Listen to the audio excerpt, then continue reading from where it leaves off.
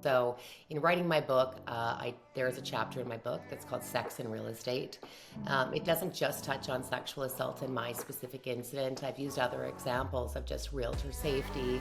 On the mic with us today is Marcia Bergen, founder of Marcia Bergen Group, a Winnipeg-based real estate firm, and the author of the book Powerhouse: Strategies for Female Realtors to Outperform the Industry. My instinct was really just to continue to try de-escalating this situation. Some people have asked me, why didn't you yell? But the truth of the matter is I was actually afraid. On the episode, Marcia shares with us the details to her encounter with the equivalent of Harvey Weinstein of her local real estate world, and her difficult journey to seeking protection and accountability. A man in my industry who, takes a sign call and asks himself, I wonder if I'm going to be safe today, and should I take one of my buddies with me in case, someone's trying to assault me. Marcia's struggle is relatable and offers incredible advice on how to prepare and protect yourself in instances of abuse. That we all actually have a story, and that our stories don't define us. I'm your host, Ina Korobkina, founder of Jewel Branding Studios and creator of the Business in Style fashion course for entrepreneurs. And I'm Ingrid J. Monday, aka Ms. Monday, a photographer and filmmaker and the author of the book, The Secrets of Becoming a Boss Bitch with a Heart of Gold. Welcome to another episode of the Rise Up and Fix It podcast. Your story with us. Sexual harassment is one of those things when it happens to a woman, the natural instinct, because you're preyed upon literally, is to feel fear, to feel shame, to want to just forget about the whole thing, run and hide. You, however, did not run and hide. You've been trying to get this person to be held accountable for a while now. And so for those listeners that are listening today and thinking to themselves, well, I'm not a real estate agent. This is not going to impact me in any way. I'm not going to find myself in a similar situation. On your journey to trying to find accountability, what are some surprising things that you discovered within the system, within the legal system, that people would find surprising? Could you share that with our listeners?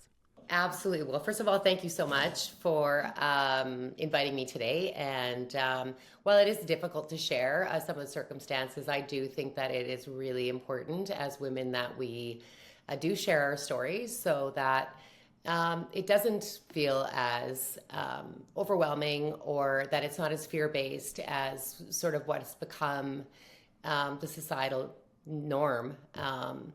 For me, first of all, I think that as a woman, when my sexual assault incident occurred, I was 50 years old. First of all, I think I was a little bit naive, and it actually never occurred to me that I would be dealing with assault at 50 years old. So that was a bit of a shock to me. So I think that as women, when we experience assault and or whether it's, derogatory remarks, it doesn't have to be a physical assault. I think that, our first instinct is really to normalize the situation. And it's the first thing that I actually found interesting about myself, because anybody who knows me knows that I can be quite outspoken. And within my industry as a real estate agent, I think that I, am known as a tough negotiator and will definitely defend my stances. And so when I found myself in that scenario, and I was actually taken aback at my own response to it and how I struggled to normalize it. I would say, to my benefit, I am really fortunate to have a really solid core group of women who have, great values intact, who, when I, immediately told them after the incident what had happened, their responses were like, that is assault and you were assaulted. And I think that as women, we're fearful to even, say those words out loud, because we feel that there's an immediate, label that's going to be put back on us. And so, to my surprise, there is that label. As an older woman, I'm in the top 1% of my industry, so I'm reputable. I've built my business, and even for myself, I found that after reporting assault, after discussing the assault, that there are still labels. And the worst part of it that I found personally was that a lot of these labels actually were coming from women as well Wow. as from men. And that's Wow. really disappointing because I think as women, until we band together and we, drop the labels and we embrace each other and hear each other's stories, that first of all, we'll have a much more united front and be able to make a stronger argument. Because as we all know, like sexual assault is one of those, um, a crime essentially, that it's very, very hard to have any charges actually stay. My experience was that, I had a Crown attorney who was discouraging me from actually moving forward with going to trial because there was such a low rate of success. And she questioned me as to why would I even want to pursue this when statistically it's less than 5% of offenders who are ever going to be charged with it. For me, again, I felt that based on my age, based on where I was in my personal life and in my industry, that if there was a woman who could be a voice for other women who've lightly experienced this, even from the same perpetrator, that for me, I had no personal agenda. There was no personal gain for me in any way. I was ahead as far as like the person who assaulted me was in the same industry as me. And so, I had no compelling reason. We don't cross over in business. My business, as far as dollar volume, with our board recorded, I'm performing higher than him. There was no personal gain for me. And I just felt because I was reputable and have built this reputation that my voice, could be stronger. He's a Oh, repeat offender, and Well, I he don't has know done. that. Like, he's not Oh. a charged offender. Like, intuition, being a mother, being a 50-year-old, my personal suspicion Mhm. was that I likely wasn't, the first victim because I Mhm. think that, and I could be wrong. I'm not in that, perpetrator's mind, but the reality is, I think it would take someone courage to work up to actually wanting to, a create a situation where I would be alone with that person, but then also create that opportunity to assault me. I just don't think that, you know, um, from an outer facade that I read as a person who would, be an easy victim of sexual Mhm. assault. I know that in preparation to this podcast, you walked us through your story, but for those tuning in right now and not knowing what your story was, like, can you tell them what happened to you and why this was such a shock? Oh, absolutely. Um, I have created a business. Anybody who knows me knows that I personally have done a lot of renovations, and I work with a lot of clients who specifically will seek me out because of my experience, sort of in design and renovation. I've got a lot of really close contacts with contractors, so that can be really appealing to a lot of buyers, and it's well known within my industry. So on this particular day. I was asked actually to meet a colleague of mine. We weren't in the same office at the time, but I was asked to meet a colleague to go through a property that he owned and that had been a rental for a number of years. He, informed me that he wanted to, just change out some flooring, pick some different paint colors, and if I could give him a hand with that. So nothing about that request seemed untoward or suspicious. It's something that I do several times in a month, whether it be for a client, a colleague, a friend. And so I agreed to meet this person. It was a condo, in a condo, under those pretenses that in fact that was the intention of the meeting, and that was the goal, was to just come up with some inexpensive options for him to do a light renovation on the property and ultimately put it up for sale. So while we're in that uh, conversation, there was some of that. There was just some back and forth conversation about the business in general, as a whole. How are you doing? And in that, there was a flirtatious gesture that was made whereby he, sort of like grabbed the lapels of my coat, and I was like, no, I'm not interested, and let's keep this about business. At one point, our conversation carried on, and he became like somewhat forceful, and again, grabbed me by the coat and pushed me, for lack of a better word, really into the bathroom. And I was pushed into a corner where there was a bathroom vanity, and wasn't able to easily get out. And so, he began to lift up my top. He was trying to kiss me. All I was saying, I didn't want him to do that, and he should really stop. And this is not something that he wanted to pursue.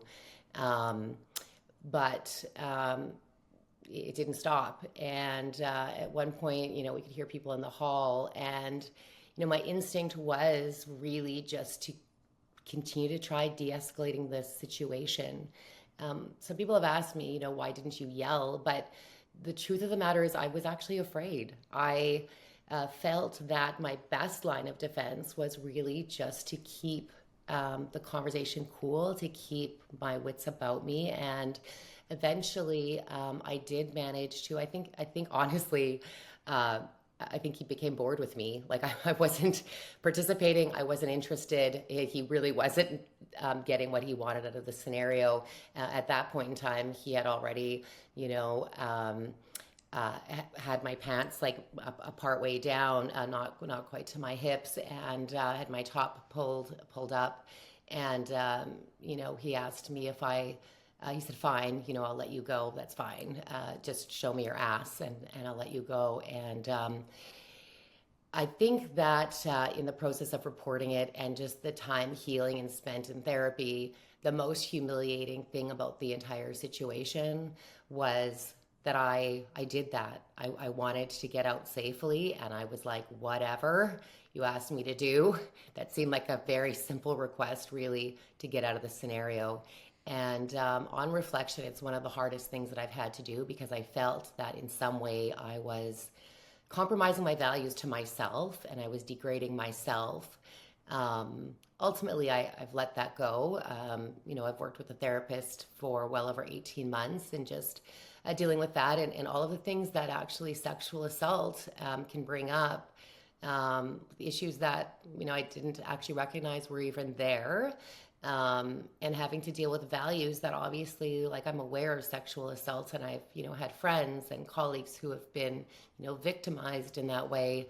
But really it had never happened to me to that degree, where I felt that I really had to make a choice that, was really shameful in order to get into a scenario where I felt I was safe again.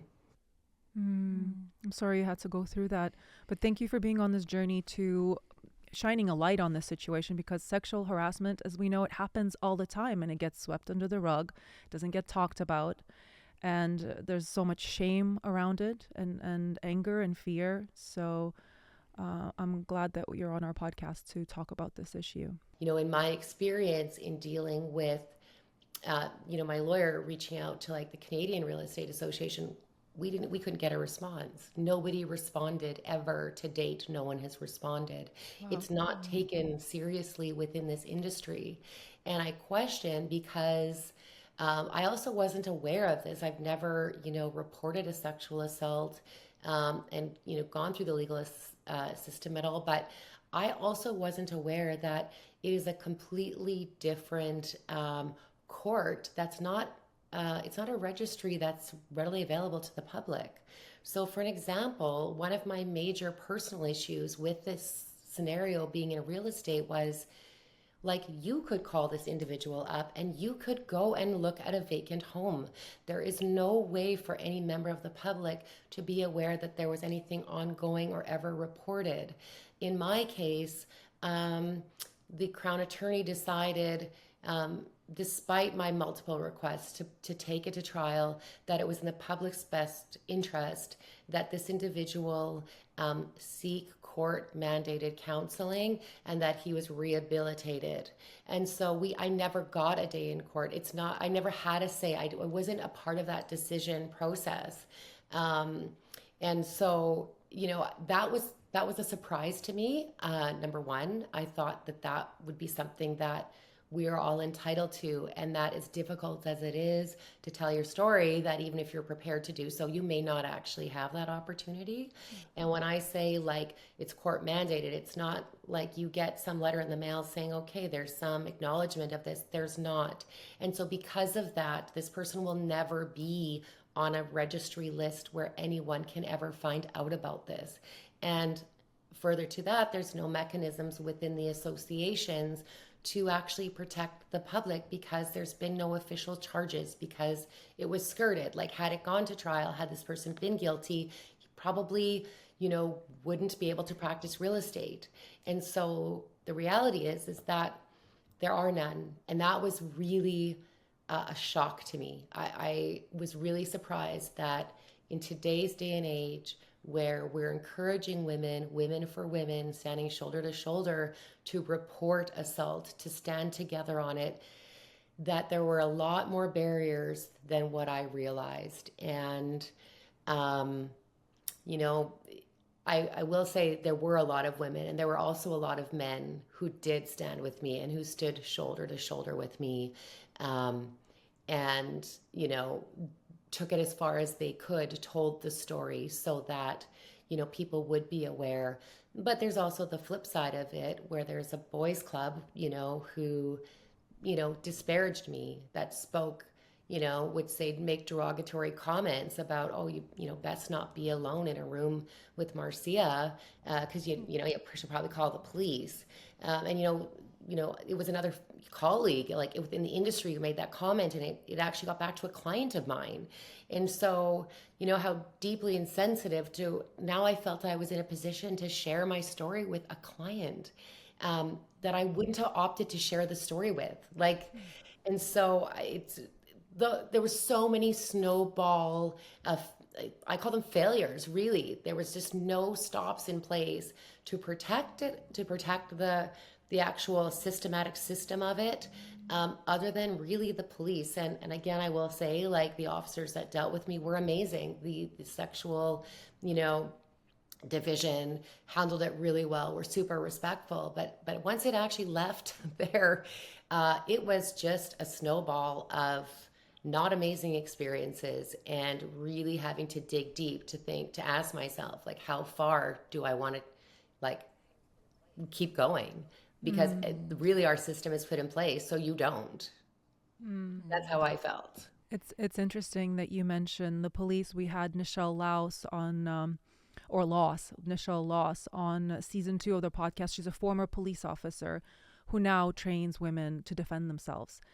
And she, on the job, she saw the same perpetrators, like 5% of the population, they just repeat offenders. She's like, I can't, as an officer, I can't do anything. Like, I'll put them in jail and they're back out on the street doing the same stuff.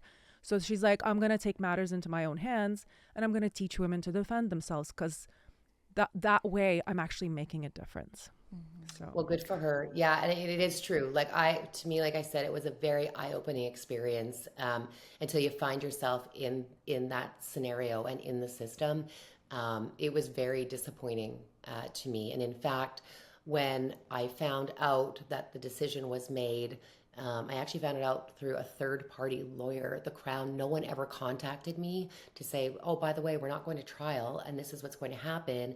And I had a lot of questions, like, what happens to my protection order? What happens to, I immediately felt like I was reoffended.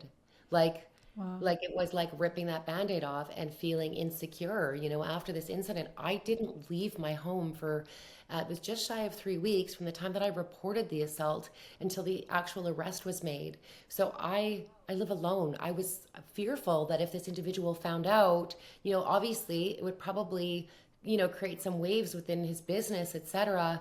I was fearful. I wouldn't leave my home. And so I felt like I was back in that same position where I was like afraid to leave my safe place, being my home, in order to just transact life because I didn't have the answers. And no one within the system thought that it was important to discuss that with me. So you feel re-victimized several times throughout the process. And that was a surprise to me. I actually I was naive in believing that our system, judicial and otherwise, was further along and that there was a much more um, keen awareness on assault and that the processes, um, you know, were in place when in fact, in my experience, they were not. Now, you wrote a book specifically for female real estate agents. This was before the incident or after? Uh, I actually signed the contract for the book immediately prior to the incident. And so I was in the very early stages of writing this book when this happened to me. In fact, so much so that when my publisher had reached out and we had this discussion about writing this book, that after the assault and after I had decided that I was going to pursue legal action and report this, that I had a meeting with my publisher, just to be full disclosure and say, I don't know what your stance is on this, but the last thing I want is to be writing this book and you're backing this book and we're, co-promoting this book. And you're shocked by the fact that, and at the time I didn't know what would happen with the charges, obviously, or how far I would go and what avenues I would do to pursue it. And fortunate for me, my publisher was amazing. He's a wonderful human who actually felt that it was imperative to not only tell that story, but that other women may actually find strength from that. And so, in writing my book, there is a chapter in my book that's called "Sex in Real Estate." It doesn't just touch on sexual assault in my specific incident. I've used other examples of just realtor safety. And things that women, not only in real estate, but I think in any sales industry or where you're in a work environment where you are one-on-one with males, or the things that women, we have to think about. It's not optional. Our safety is at risk. We have to use some foresight going into every scenario, have sort of a safety plan, a backup plan. That I think that is unique to women. I mean, I don't know a man in my industry who, takes a sign call and asks himself, I wonder if I'm going to be safe today, and should I take one of my buddies with me in case, someone's trying to assault me. So I think that while we're all aware of it emotionally, I don't think we talk about it. And I think that it's something that it's a huge caution and something that women, we do talk about it when incidents happen. There was that recent incident with a real estate agent, in Ontario. It's very unfortunate. And, hers had a very unfortunate ending. Women are constantly at risk, and we are at risk, and especially in our industry where we do take sign calls, we do meet with strangers on a, daily, semi-daily basis. I wanted to talk about the safety protocols you feel should be in place, or do you use now in your practice after your incident? I'd love for you to give some advice to listeners who might be considering going into real estate or are in real estate and want to feel safe when they work, on the job. For sure. So yes, one of the first protocols that I implemented for myself, but also for my team, we are all female, was if we get a sign call and it's a male, we ask for them to send us a photo of their identification, typically a driver's license. I would say for the most part, we don't get any pushback on it. If we get any pushback or there's a refusal to send it, we don't show the property. That can be really difficult for somebody who's new to the industry, and every lead matters. You look at it like you're scraping by, you're trying to build this business, but safety first. The other thing is that I really took from this, and I talked to my girls about it, is trusting your intuition. As women, it's inherent in us to normalize this scenario and to second guess ourselves. But the reality is that that's false, and it's the wrong thing to do. You know, I've had an agent who had two males who showed up, you know, at the end of an open house and locked her in a house. And, you know, she contacted me, and it was after my assault. So I had a lot of triggers that were happening, and I had to be very almost forceful with her verbally to convince her to walk outside of the house. Like, she couldn't rationalize that she should leave the house and get into her vehicle to safety while there's two people in one of our listings. I'm like, it's a listing, it's a house. You need to get to safety. And I had to coerce her and coach her because she kept second guessing herself. And, you know, prior to my own incident, I would have thought, you know, that's normal. But once it happened to me and I recognized that this is what we as women do, that we normalize, you know, and we defy our own intuitions to actually save face, to save ourselves from feeling shame, that we can put ourselves in harm's way by doing that. And so, you know, that is just one incident. So we do try, if anybody has a bad feeling, like you get this call and you have the idea and you still don't feel good, you don't go alone. We don't go alone. You know, we'll either, like, two of us go, you know, ask a partner to go with us, ask a friend, ask a colleague. Fortunately, within, you know, my brokerage, there are, you know, some male colleagues who said to me, Marcia, hey, if you ever feel that way, you know, reach out. So there are always people around you who will actually step in to help you. You shouldn't deal with a scenario where you feel unsafe, even if it's just a gut feeling. You know, better safe than sorry. You just never know. So for someone who is interested in getting into real estate, who's a woman, what are some top tips that you would have for them as they're entering the industry, besides staying safe and reading your book? Yes. Right, like reading my book, number one. You should probably do that. Kidding, but not kidding. I think that, you know, definitely something to consider is the time that you will be away from your family, and how to manage that, how to essentially, you know, make your work day around what's going to work for your family and for yourself. And I found that challenging when I got into this industry. My son was 11, and and I was a single mom at the time, and so that was difficult. Just trying to navigate getting him the places he needed to be, being present as much as possible, and so, you know, being prepared to, you know, work from 8 o'clock at night till midnight, doing any of the stuff that you really can outside of, you know, showing houses. And the biggest thing is, what I find with a lot of new agents, and this is not just women, is real estate, even though it's a sales job and people think, oh, you get to go show a house and you write offers and that's it. They're really, when you look at the business seriously, there's a business behind the business that needs to be built and nurtured. I wrote a few chapters actually in my book about also the importance of understanding yourself. And I think that that's important in any sales position, but especially when you're dealing with people one-on-one. Real estate is an industry where our clients are always under stress.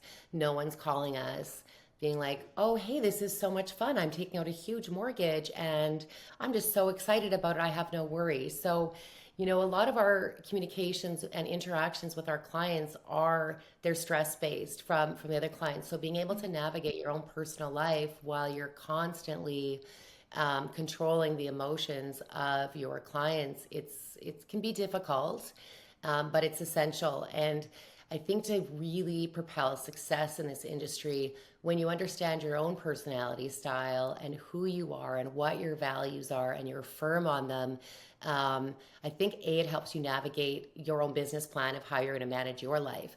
But it also really allows you to find your tribe. It allows you to find the people that are most meant for you, because it is such a deeply personal industry. It is important to have a keen sense about who you are, and then in turn, who are your clients. We love to touch upon spirituality and miracles. Have you ever had like these happy stance occurrences where a client just found you by chance, or a deal dropped into your lap spontaneously out of nowhere? Like, we love hearing stories like that. Yes. my business is very serendipitous, so I would say yes. One of the funniest stories that ever happened to me is I was actually taking a vacation with one of my girlfriends, and we were in the airport going through airport security, and the gentleman behind the security line, he said to me, ma'am, like, would you mind if I went through your bag? I feel like you have a knife in your bag. To which I replied, I laughed and I said, I don't have a knife in my bag, but absolutely go through my bag. Like, that's ridiculous. And I was seeing the humor in it, and my girlfriend and I were having a little chuckle, and lo and behold, he pulls out a set of keys that I have that have my office. It was like the office key, and I hadn't realized that when my brokers gave it to me, that it was no. actually on like a little keychain that was a knife. And Oh, no. so I say to the gentleman, I say, um, he's like, well, I'll have to keep this. And I said, well, oh, absolutely, you should keep that. But I said, you know what? My number's on it. I'm going to give you my card as well. So while you have this, if you ever need to buy or sell a house, why don't you give me a call? And took about 5 months, and he gave me a call. And he has since bought and sold a few homes with me. His family works with me. We've become really good friends. And it was just one of those moments where it had nothing to do with real estate. But again, the human connection of really being yourself and putting yourself out there just attracted someone who I consider a great friend. And yeah, it's a really interesting industry. Oh, So sweet. I love stories like that. Me Right. too. Yeah. So, if someone were to pick up your book, Marcia, what's the one thing that you hope they'd walk away with? What's the big takeaway?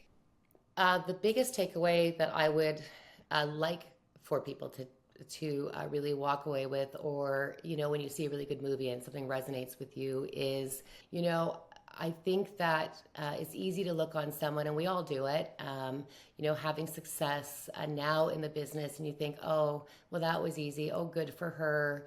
But actually to understand that we all actually have a story, and that our stories don't define us. That in fact, like, we can triumph over what our stories were. We can rewrite our stories several times in our life, and those stories don't make the final chapter. And so really, my book, I wrote it, and it is obviously for a female demographic, was for women to be able to really look inside themselves and feel hope, that even if you feel stuck today, that the small steps, just a slight shift in perspective, sometimes will adjust that. And like I said, I mean, I'm watching women. My book is being read right now by about 20 agents, and seeing their shift really is what I would call it. And it brings me so much joy to see the joy and to see them overcome their hurdles. And so I think if someone would take one thing from it, it was just that, don't shortchange yourself, and don't assume that where you're at in life today is where you're going to end. So where do you think we need to change? What's the first step? I think that when we say that we're standing shoulder to shoulder as women for women, I think it's important that even when we're with our smaller friend groups and it's easy for us to tear down other women, that we stop ourselves, that we truly stand shoulder to shoulder, that we not only listen to stories, but we hear stories, that we digest the stories from other women, and that we stop when we hear someone making a comment, and it might be convenient, whether it's through business or otherwise, that we stop the dialogue, that we say, no, these are not my values. I'm going to love you, but I can't listen to this. I need, for myself personally, for the betterment of women, for the next generation, for my daughter, my granddaughters, we can't change until we start demanding change. And the biggest place is really, because we think it's men, but it's really, in my experience, what I found is, we'll talk the talk, but we're not walking the walk about truly showing up for women, truly hearing stories, taking that to heart. We don't know where someone's walk came from. And I feel like if we can do that, the strength in those numbers truly would allow women a platform to talk more openly, without shame, without judgment. And I think it actually starts with women. If you enjoyed our interview today, please share and like it. And if you have a unique story on how you are creatively engaging with the world, we can help you share it in a multitude of different ways. We are experts in crafting stunning photos, videos, and compelling narratives. Our mission is to make you and your brand stand out. Please visit our website, www.riseupandfixit.com, to learn more and to connect with us.